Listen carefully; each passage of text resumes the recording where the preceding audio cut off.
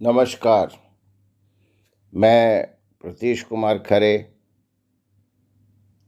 आज आपके साथ एक नया विषय लेके कुछ बातें करना चाहता हूँ। आज का विषय है औद्योगिक संरक्षा का विकास और इसका प्रबंधन। औद्योगिक संरक्षा का विकास एक क्रमिक प्रक्रिया रही है जो पिछली कुछ शताब्दियों में हुई है।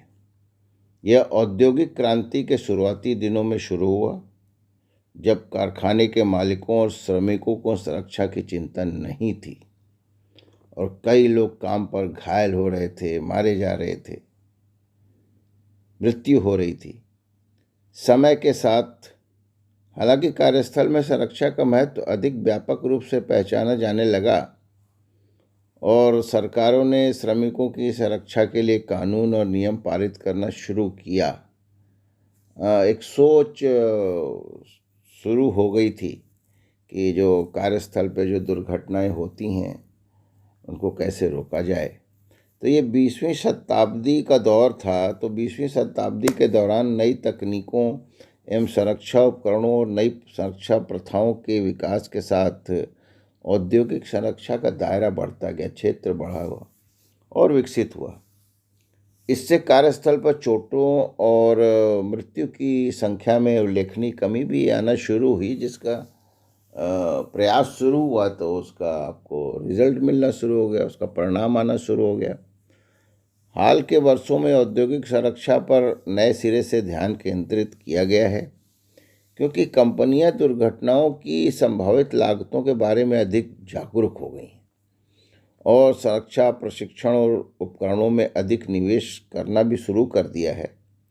इसके अतिरिक्त प्रौद्योगिकी में प्रगति से सेंसर और स्वचालन जैसी नई सुरक्षा प्रणालियों के विकास को प्रेरित किया गया, जो दुर्घटनाओं को होने से पहले रोकने में मदद कर सकते हैं। तो आज के दौर में एक फ़ायदा तो है जो डिजिटाइजेशन और इसका जो एक दौर शुरू हुआ है, इससे मॉनिटरिंग में बड़ा फ़ायदा मिल रहा है।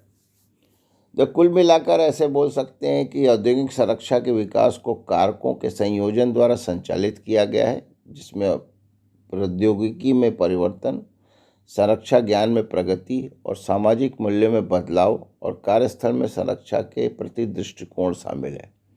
जो कार्यस्थल पे सुरक्षा के बारे में एक नई सोच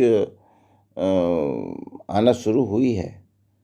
अभी पूरी तरह से तो नहीं आई है, दुर्घटनाएं तो हो रही हैं और कारण क्या है इसको आगे बात करते हैं। तो औद्योगिक सुरक्षा का वर्तमान परिदृश्य वह है जिसमें सुरक्षा को उच्च प्राथमिकता दी जाती है और कंपनियों को सुरक्षा नियमों और मानकों की एक विस्तृत श्रृंखला का पालन करने की आवश्यकता होती है। कई उद्योगों ने व्यापक सुरक्षा प्रबंधन प्रणाली विकसित की है, जिसमें नियमित सुरक्षा निरीक्षण, कर्मचारी प्रशिक्षण और घटना की रिपोर्टिंग शामिल है। प्रौद्योगिकी भी औद्योगिक सुरक्षा में तेजी से महत्वपूर्ण भूमिका निभा रही है। प्रक्रिया नियंत्रण और निगरानी में सुधार और मानवीय त्रुटि के जोखिमों को कम करने के लिए स्वचालन और डिजिटलीकरण का उपयोग किया जा रहा है। इसके अतिरिक्त सेंसर और इंटरनेट ऑफ थिंग्स, ये जो एक नया सिस्टम एक डेवलप हुआ, IoT जिसको बोलते हैं शॉर्ट में, तो उपकरणों का उपयोग कंपनियों को रियल टाइम में सुरक्षा डाटा की निगरानी और विश्लेषण करने और संभावित खतरा और जो सुरक्षा से संबंधित जो खतरे उनको तुरंत उस पर कार्य करने के लिए और उसको एनालाइज करने के लिए उसके लिए बड़ा इजी हो गया। इसको बड़े तेज़ी से और बहुत ही रियल टाइम में कर सकते हैं और बहुत ही एक्यूरेट डाटा आता है इसमें। इन प्रगति के बावजूद औद्योगिक दुर्घटनाएं अभी भी होती हैं और कई उद्योगों में चोट या मृत्यु का जोखिम चिंता का विषय बना हुआ है। यांत्रिक और रासायनिक खतरों और औद्योगिक कार्यों से जुड़े पारंपरिक जोखिमों के अलावा हाल के वर्षों में साइबर के जो क्राइम शुरू हो गए हैं और जिससे हम सब अभी उभर के बाहर आए हैं, कोविड-19 की जो महामारी आई थी, उसके वजह से भी तरह तरह के नए नए तरह के जोखिम शुरू हो गए, खतरे शुरू हो गए। नो डाउट हम लोग सोच हमारी यदि पॉजिटिव है तो निश्चित रूप से इन सारी संभावनाओं, सारे खतरों से तो बाहर आएंगे। तो कुल मिलाकर औद्योगिक संरक्षा एक जटिल और हमेशा विकसित होने वाला क्षेत्र है, जिस पर कंपनियों, सरकारों और श्रमिकों से निरंतर ध्यान और प्रतिबद्धता और निवेश की आवश्यकता होती है। ये इसको पकड़ के रखना, जिसको बोलते हैं ना पकड़ के रखना, इसमें आपको शामिल होना पड़ेगा कि हम कैसे दुर्घटनाओं को नियंत्रित करें और दुर्घटनाओं के दर में कमी आए। तो इसके लिए जो बाधाएं हैं उनसे बाहर आना पड़ेगा। जो औद्योगिक संरक्षा के विकास में जो बाधाएं होती हैं, उसके प्रबंधन में जो बाधाएं आती हैं, उनसे तो बाहर आना पड़ेगा। तो अब कुछ उन बाधाओं के बारे में बात करते हैं, फिर कैसे उनसे बाहर आएंगे इसके बारे में बात करेंगे। प्रबंधन प्रतिबद्धता का अभाव, मतलब मजबूत नेतृत्व और प्रबंधन से समर्थन के बिना संरक्षा को वे संसाधन और ध्यान नहीं दिया जा सकते जिनकी उन्हें प्रभावी होने की आवश्यकता है। अपर्याप्त बजट, संरक्षा कार्यक्रम और उपकरण महंगे हो सकते हैं और कर्मचारी संरक्षा सुनिश्चित करने के लिए कंपनी आवश्यक धन का निवेश करने में इच्छुक हो सकती हैं या थोड़ा इच्छुक हो सकती हैं, या ऐसा होता है कि चलो भाई जो रूल रेगुलेशंस में जो है उतना ही कर लो, तो होता है थोड़ा तो फ़र्क आता है। और अपर्याप्त प्रशिक्षण, खतरों की पहचान करने और प्रतिक्रिया देने के लिए श्रमिकों को ठीक से प्रशिक्षित नहीं किया जा सकता, जिससे दुर्घटनाओं का खतरा बढ़ सकता है। तो इसको तो करना पड़ेगा, कैसे करना पड़ेगा वो मैं अभी बताता हूँ। और सबसे जो प्ले करता है कम्युनिकेशन, संचार, आपकी संचार व्यवस्था कैसी है। संचार मतलब उसमें मास मीडिया से कनेक्टेड नहीं है, आपस में कैसे कम्युनिकेट करते हैं एक दूसरे से, कि कैसे दुर्घटनाओं को कम करना है। यह सुनिश्चित करने के लिए प्रभावी संचार आवश्यक है कि कर्मचारी खतरों से अवगत हैं और जानते हैं कि उन्हें कैसे प्रतिक्रिया देनी है। यदि कम्युनिकेशन या संचार चैनल ठीक से काम कर रहे हैं तो सुरक्षा से समझौता करने की ज़रूरत नहीं है, बिल्कुल नहीं। सुरक्षा के साथ साथ चलना है हमको, उससे समझौता करके नहीं चलना, कंधे से कंधा मिला के चलना। और ऐसा भी होता है कि कोई परिवर्तन हो रहा है तो उसका प्रतिरोध भी आता है। तो यदि कोई नई सुरक्षा प्रक्रियाओं को या कोई उपकरणों को हम शामिल करते हैं तो वर्कर्स उस पर अपनी प्रतिक्रिया देने लगते हैं, उसका प्रतिरोध करने लगते हैं, जिससे सुरक्षा के सुधार में थोड़ी सी रुकावट तो आती है। लेकिन इन सब से हमको बाहर आना पड़ेगा।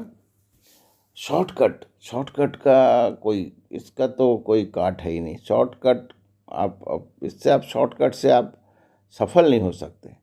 तो उत्पादकता और दक्षता की खोज में कुछ कर्मचारी सुरक्षा समझौता करने वाले शॉर्टकट अपना लेते हैं। और समटाइम्स क्या होता है, कुछ इंडस्ट्रीज़ में आप जाएंगे और देखेंगे कि उनकी जो प्रक्रिया है ना बड़ी जटिल होती है। कुछ उद्योगों में जटिल प्रक्रियाएं होती हैं जिससे खतरों की पहचान करना, उन्हें कम करना थोड़ा मुश्किल हो जाता है। और मॉनिटरिंग बराबर नहीं है। उचित जो निगरानी उपकरण है या उचित निगरानी के तौर तरीके, मूल्यांकन भी नहीं बराबर से करते हैं। यह निर्धारित करना मुश्किल हो सकता है कि सुरक्षा कार्यक्रम और पहल प्रभावी है कि नहीं है। आपने देखिए अभी जो सुरक्षा का जो प्रभाव हमको देखना है तो उसके लिए प्रॉपर मॉनिटरिंग तो करना पड़ेगा। और मॉनिटरिंग करने के लिए ज़रूरी है कि डॉक्यूमेंट बनाना और डॉक्यूमेंट पे डिपेंड करना दो अलग अलग चीज़ें। उसके बारे में बात करते हैं। और मानव त्रुटि, द ह्यूमन एरर जिसको बोलते हैं, सभी सुरक्षा उपायों के बावजूद मानव त्रुटि किसी भी उद्योग का एक हिस्सा हो सकता है। इसको कम भी किया जा सकता है, लेकिन होता है। समटाइम्स क्या होता है, कोई ऐसे कारण होते हैं जिसकी वजह से जो मानव त्रुटियां हो जाती हैं और उसका जो रिजल्ट है, उसका प्रभाव जो देखा जाता है वो दुर्घटनाओं के रूप में देखा जाता है।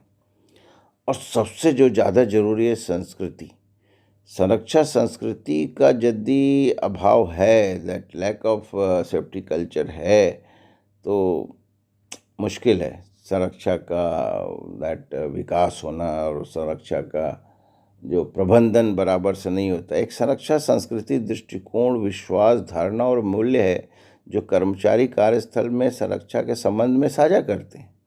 मजबूत संरक्षा संस्कृति के बिना कर्मचारियों की सुरक्षा को गंभीरता से लेने की संभावना कम हो सकती है और दुर्घटनाएं होने की संभावना अधिक हो सकती है।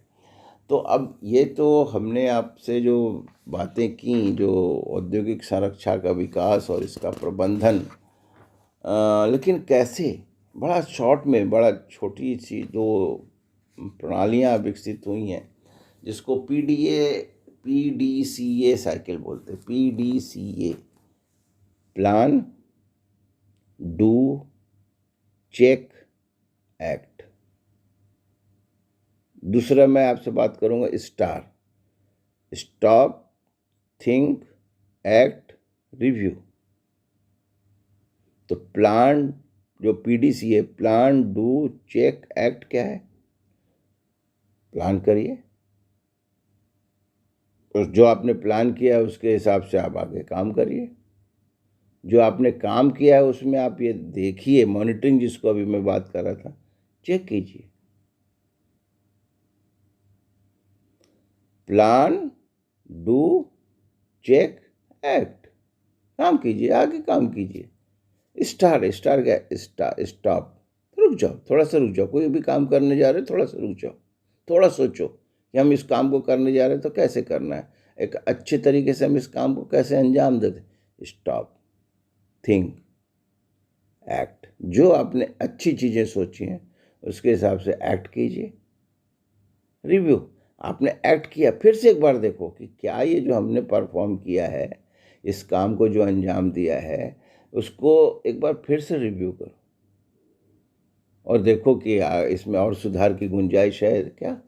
तो यदि मैं समझता हूँ कि यदि इसको अडॉप्ट करेंगे तो दुर्घटनाओं के दर में कमी की जा सकती है, दुर्घटनाओं की संभावनाएं कम हो सकती हैं। तो एक कोशिश है, आप भी इसमें शामिल हो। और ये जो हमने जो कोशिश की है कि जो पॉडकास्ट में बना रहा हूँ, इंग्लिश में अलग और हिंदी में अलग, जिससे कि अपने अपने जो क्षेत्र की अपनी भाषा के हिसाब से आप इसको समझें और अडॉप्ट करें, शामिल करें अपने डे टू डे एक्टिविटीज़ में।